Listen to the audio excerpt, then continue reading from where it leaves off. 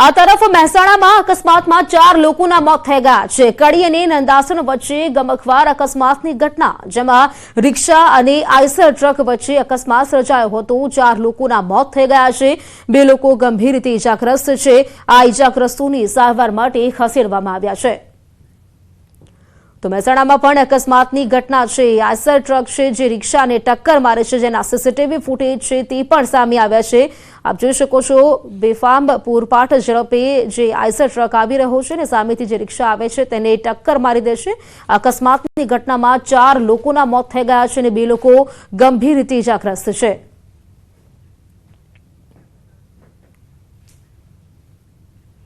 વડોદરા શહેરના અક્ષર ચોક પાસે કારમાં આગ લાગી ઉઠી। અચાનક કારમાં આગ લાગતા અફરાતફરી સર્જાઈ હતી।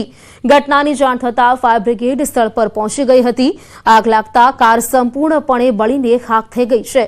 આ ઘટનામાં કોઈ જાનહાનિ નથી થઈ, પરંતુ કારને મોટું નુકસાન પહોંચ્યું છે।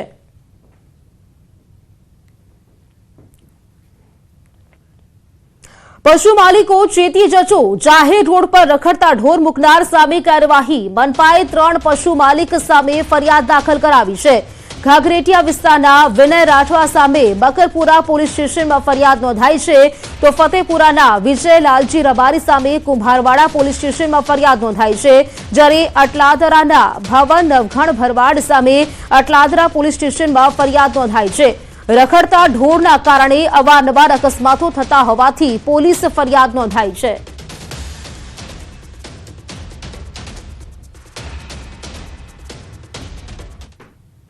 અમદાવાદમાં બાળકના જીવનો દુશ્મન બન્યો શ્વાન। બચકા ભરતા 4 માસની બાળકીનું મોત થઈ ગયું છે। પરિવારમાં માતમ, શ્વાનને પકડ્યો। સોસાયટીમાં પાલતુ શ્વાનને સાચવીને રાખજો અને તમારા બાળકને પણ સોસાયટીમાં શ્વાનથી દૂર રાખજો। અમદાવાદના હાથીજણમાં હચમચાવી નાખનારી ઘટના બની। એક પાલતુ શ્વાન બાળકી માટે દુશ્મન બન્યો। અમદાવાદ શહેરના હાથીજણ સર્કલ પાસે આવેલી રાધે રેસીડેન્સીમાં પાલતુ રોટવીલર શ્વાને 4 મહિનાની બાળકી અને તેની સાથે રહેલા તેની માસી પર હુમલો કરી દેતા બાળકીનું મોત નીપજ્યું છે। જ્યારે માસીને ઈજા પહોંચતા સારવાર માટે ખસેડવામાં આવ્યા। સોસાયટીના પાર્કિંગમાં બનેલી આ હચમચાવી નાખનારી ઘટના સીસીટીવીમાં કેદ થઈ। દ્રશ્યોમાં જોઈ શકાય છે કે રાતના સમયે વિપુલ ડાભીની 4 મહિના અને 17 દિવસની ઋષિકા નામની બાળકીને લઈને માસી આંટો મારવા નીકળે છે। આ દરમિયાન ફ્લેટમાં રહેતી યુવતી તેની સાથે પાલતુ રોટવીલર બ્રીડનું શ્વાન લઈને નીચે આવે છે। તે ફોનમાં વાત કરી રહી છે ત્યારે બાળકોને જોઈ શ્વાન ભસવા લાગે છે અને તેના પર હુમલો કરવા દોડે છે અને શ્વાન હાથમાંથી છટકી ગયું અને બાળકી તથા તેની માસી પર હુમલો કરે છે। બાળકી નીચે પડી જાય છે અને નાસભાગ મચી જાય છે। શ્વાન બાળકીને ફાડી ખાય છે, જે બાદ લોકોના ટોળા એકત્ર થઈ જાય છે અને હોસ્પિટલે ખસેડે છે। બાળકીનું મોત થઈ જાય છે। આ અંગે સોસાયટીના રહીશોમાં પણ રોષ જોવા મળ્યો। પરિવારજનો વિવેકાનંદ પોલીસ સ્ટેશને પહોંચ્યા અને શ્વાનના માલિક સામે કડક પગલાં લેવાની માંગ કરી। બાળકી પર જે શ્વાને હુમલો કર્યો હતો તે શ્વાનનું એએમસીમાં રજીસ્ટ્રેશન પણ કરાવાયું ન હોવાનું સામે આવ્યું। સોસાયટીમાં આ લગભગ 3-4 વાર આવો બનાવ બની ચૂક્યો છે। બીજી વાર પરિવારજનોની ફરિયાદ બાદ પોલીસે કાર્યવાહી શરૂ કરી। બાળકીની લાશને જમીનમાંથી બહાર કાઢવામાં આવશે। બાળકીના મોતનું કારણ જાણવા પીએમ કરવામાં આવશે। પીએમ રિપોર્ટ બાદ ફરિયાદ દેવાની કાર્યવાહી થશે। શ્વાન માલિક દિલીપ પટેલ સામે નોંધાશે ગુનો, તો એએમસીની ટીમ પણ વિવેકાનંદ નગર પોલીસ સ્ટેશને પહોંચી। તો આ તરફ લુણાવાડામાં 2 આખલા બાખડ્યા, રોડ પર મચી નાસભાગ। આખલા લડાઈના આ દ્રશ્યો મહીસાગરના લુણાવાડાના છે। અહીં રાતના સમયે 2 આખલાઓ એવા બાખડ્યા કે રોડ પર જીવ બચાવવા નાસભાગ મચી ગઈ। ઘાટી વિસ્તારમાં રાતના સમયે 2 આખલાઓ સામસામે આવી ગયા।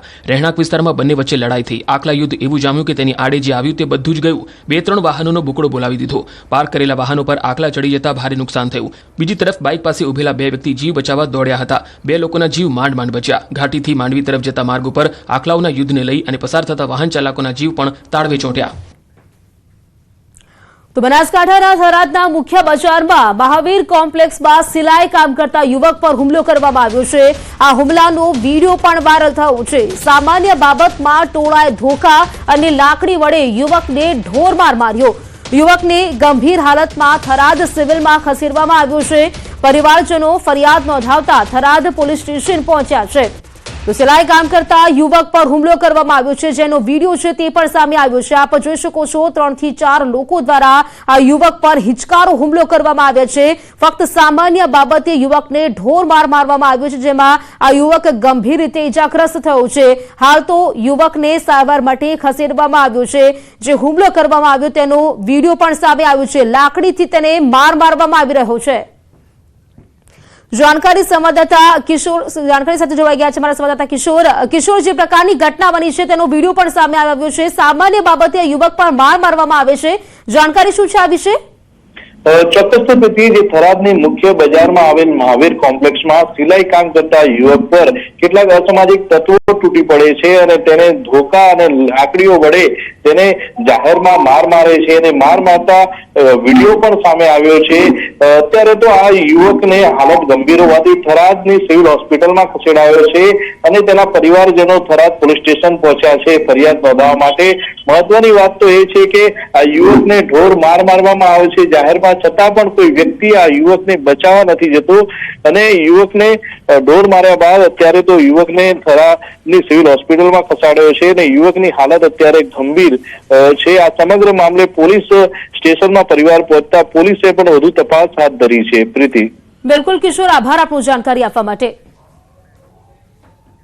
7 દિવસની હડતાળ બાદ રાજકોટ માર્કેટિંગ યાર્ડ આજથી ફરી ધમધમતું થયું છે. 7 દિવસ બાદ માર્કેટિંગ યાર્ડમાં હરાજી શરૂ થઈ છે. જીરાના વેપારીઓએ 17 કરોડનું જીરું લઈ કમિશન એજન્ટો સાથે છેતરપિંડી કરી હતી, જેને લઈને યાર્ડમાં હડતાળ પાડવામાં આવી હતી. ગતરોજ રાજકોટ માર્કેટિંગ યાર્ડ ખાતે વેપારીઓ અને યાર્ડના સત્તાધીશોની બેઠક મળી હતી. બેડી માર્કેટિંગ યાર્ડના ચેરમેન જયેશ બોઘરાએ કમિશન એજન્ટોની ખાતરી આપી. જીરાના વેપારી એજન્ટોને નાણાં ચૂકવી દેશે તેવી ખાતરી આપી હતી. રાજકોટ પોલીસે છેતરપિંડી કરનાર ઢોલરિયા બંધુઓની ધરપકડ કરી હતી.